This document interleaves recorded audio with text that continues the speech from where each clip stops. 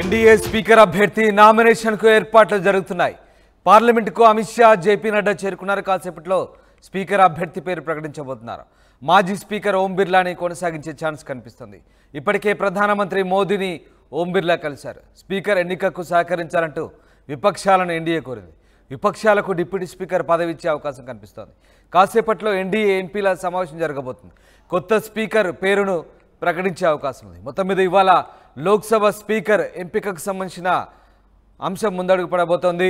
ఇవాళ కొత్త స్పీకర్ను ఎన్నుకోబోతున్నారు. ఇందుకు సహకరించాలంటూ విపక్ష ఎంపీలకు కూడా ఎన్డీఏ కోరుతోంది. ఇప్పటికే విపక్ష ఎంపీలకు డిప్యూటీ స్పీకర్ పదవి ఇచ్చేందుకు ఎన్డీఏ అంగీకరించినట్టుగా తెలుస్తోంది. ఇక ఓం బిర్లానే మరొకసారి స్పీకర్గా కొనసాగించే అవకాశాలు కనిపిస్తూ ఉన్నాయి. ఈ నేపథ్యంలో ఆయన మళ్ళీ ప్రధాని మోదీని కలిశారు. స్పీకర్ ఎన్నికకు సహకరించాలంటూ ఇటు విపక్షాలను కూడా ఎన్డీఏ కోరిన నేపథ్యంలో ఇక ఎన్డీఏ సూచించిన అభ్యర్థి దాదాపుగా ఎలాంటి ఇబ్బందులు లేకుండా ఖరారయ్యే అవకాశాలు కనిపిస్తూ ఉన్నాయి. ఇందుకు సంబంధించి వ్యూహాలు రచించేందుకు ఇప్పటికే అమిత్ షా, నడ్డా పార్లమెంటుకు చేరుకున్నారు. మరికొద్దిసేపట్లో స్పీకర్ ఎంపికకు సంబంధించిన ప్రక్రియ ప్రారంభం కాబోతుంది.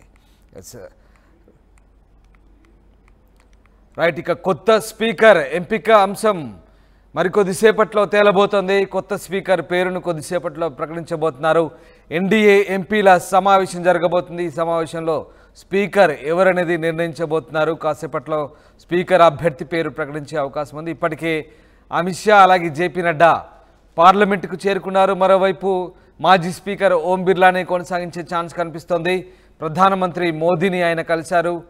ఈ నేపథ్యంలో మరొకసారి ఓం బిర్లానే స్పీకర్గా కొనసాగించే అవకాశం ఉన్నట్లుగా వార్తలు వస్తున్నాయి. ఇప్పటికే ఓం బిర్లా కూడా ప్రధానిని కలిశారు. ఎన్డీఏ స్పీకర్ అభ్యర్థి ఆయన్ని అనే సమాచారం ప్రస్తుతం తెలుస్తోంది. ఈ నేపథ్యంలో ఢిల్లీలో ప్రస్తుతం ఇదే వార్త చక్కర్లు కొడుతుంది. మరొకసారి ఓం బిర్లానే లోక్సభ స్పీకర్గా ఎన్నుకునే అవకాశాలు అయితే కనిపిస్తూ ఉన్నాయి. ఇక ఇందుకు సంబంధించి ఇప్పటికే అమిత్ షా అలాగే నడ్డా ఇద్దరు కూడా పార్లమెంటు చేరుకున్నారు. స్పీకర్ ఎన్నికకు సంబంధించి వ్యూహాలు రచించేందుకు వాళ్ళిద్దరూ ఇప్పటికే పార్లమెంట్లో ఉన్నారు. ఇక ఓవైపు స్పీకర్ ఎంపికకు సహకరించాల్సిందిగా విపక్ష ఎంపీలను కోరుతున్నారు. విపక్ష ఎంపీలకు డిప్యూటీ స్పీకర్ పదవి ఆఫర్ చేశారు. ఇచ్చేందుకు ఎన్డీఏ సుముఖంగా ఉంది. నేపథ్యంలో స్పీకర్ ఎన్నిక సులభతరం చేసేందుకు ఇప్పటికే అమిత్ షా తన వ్యూహాలు రచిస్తున్నారు. సో మాజీ స్పీకర్ ఓం బిర్లాని తిరిగి స్పీకర్గా కొనసాగించే అవకాశాలు అయితే కనిపిస్తూ ఉన్నాయి.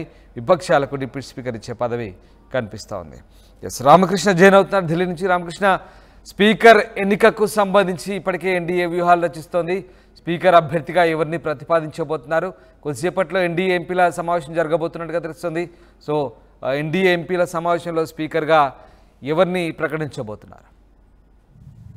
ఇక్కడ స్పీకర్ ఎన్నికకు సంబంధించి ఈ రోజు నిర్ణయం తీసుకోబోతున్నారు. మరి రేపు కొత్త స్పీకర్ ప్రమాణ స్వీకారం చేస్తారు. మనం ఇప్పుడు పార్లమెంట్ లో ఉన్నాము.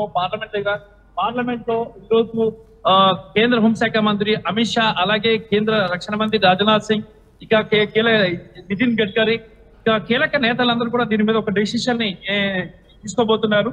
అయితే పాత స్పీకర్ ని కొనసాగించాలా, కొత్త వారిని ఎంపిక చేయాలా అనేది ఇక్కడ ప్రధానంగా ఉంది.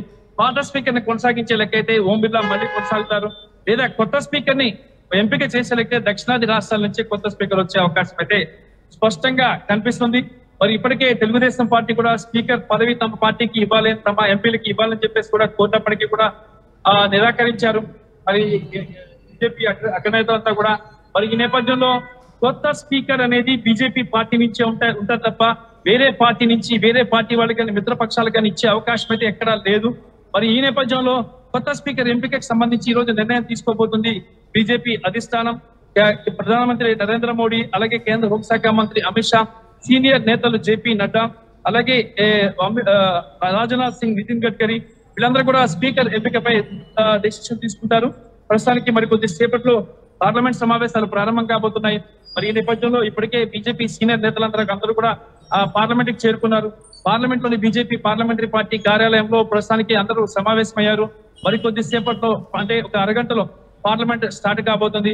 ఈలోగా దీనికి సంబంధించిన డెసిషన్ తీసుకుని రేపు కొత్త స్పీకర్ ని ఎంపిక చేస్తారు. ప్రోటోన్ స్పీకర్ భర్తహరి కొత్త స్పీకర్ ని తీసుకెళ్లి సభకు పరిచయం చేయడం జరుగుతుంది.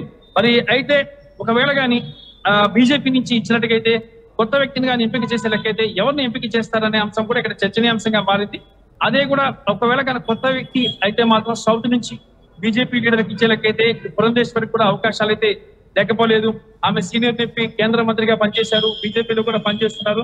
మరి ఈ నేపథ్యంలో పురంధేశ్వరికి కూడా అవకాశం ఉంది, లేదా పాత వ్యక్తిని కంటిన్యూ లేదంటే ఓం బిర్లాకి అవకాశం ఉంది. ఎందుకంటే పాత వ్యక్తిని కంటిన్యూ చేయాలనుకుంటే ఓం బిర్లాని కంటిన్యూ చేస్తారు, కొత్త వ్యక్తి అయితే పురంధేశ్వరికి అవకాశం ఉందని చెప్పి స్పష్టంగా తెలుస్తుంది.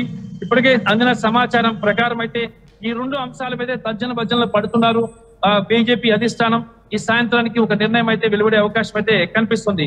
రైట్. అలాగే డిప్యూటీ స్పీకర్ అంశంలో విపక్షాలకు ఆ పదవి ఆఫర్ చేసినట్టుగా తెలుస్తుంది. ప్రస్తుతానికి స్పీకర్ అంశంలో సహకరించేందుకు కలిసి వచ్చేలా ఆఫర్ చేసినట్టు తెలుస్తుంది. సో డిప్యూటీ స్పీకర్ విషయంలో ఎలాంటి స్ట్రాటజీతో వెళ్తున్నారు? డిప్యూటీ స్పీకర్ అనేది ప్రతిపక్షాలకి ఇవ్వాల్సి వస్తుంది, మిత్రపక్షాలకి ఇవ్వాల్సి వస్తుంది. మరి ఎవరికి ఇస్తారు అనే దాని మీద ఇంకా దీని మీద ఒక నిర్ణయం అయితే ఇంకా కాలేదు. డిప్యూటీ స్పీకర్ అంశానికి సంబంధించి గతంలో ఏఐడిఎంకేకి డిప్యూటీ స్పీకర్ ఇచ్చారు తంబిదురైకి. మరి ఆ నేపథ్యంలో ఇటు మిత్రపక్షాల్లో ఒక పార్టీ ఒకరికి ఇస్తారా అనేది కూడా చూడాలి. మిత్రపక్షాల్లో ఒక పక్షానికి ఇస్తారా, ఎవరికి ఇస్తారా అనేది చూడాలి. ఒక డిప్యూటీ స్పీకర్ ఇచ్చే లెక్కైతే తెలుగుదేశం పార్టీకి కానీ లేదంటే జేడీయూకి కానీ వచ్చే అవకాశాలు అయితే స్పష్టంగా కనిపిస్తున్నాయి. దాంతో పాటు ఇక డిప్యూటీ స్పీకర్ ఎవరు అన్నదానికి ఇక్కడ పేర్లు కూడా ఈరోజు ఖరారైతాయి. అయితే సొంత పార్టీ నుంచి స్పీకర్ ఇస్తున్నారు కాబట్టి డిప్యూటీ స్పీకర్ మాత్రం కంపల్సరీగా వేరే పార్టీకే ఇస్తారు తప్ప సొంత పార్టీకి ఎవరు. గతంలో కూడా ఇదే స్ట్రాటజీ అమలు చేశారు.